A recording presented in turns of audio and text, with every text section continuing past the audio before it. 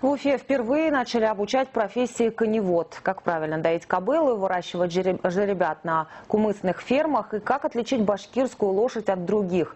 Изучают наглядно прямо в аудитории. Готовят специалистов племенных хозяйств и крупных коневодческих предприятий на базе Института дополнительного образования Башкирского государственного аграрного университета. Первый поток уже обучился. По словам участников, они смогли не только получить новые знания, но и обменяться опытом с коллегами из районов Башкортостана. На сегодняшний день наше поголовье составляет около 500 голов племенных лошадей, а именно башкирской породы. Активно занимаемся и производством кумыса. На этот год запланировано объем производства около 500 литров в день.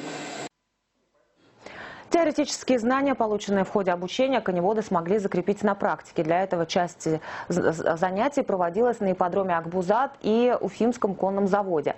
Опытом с башкирскими коллегами в ходе видеоконференции поделились животноводы Рязанской области.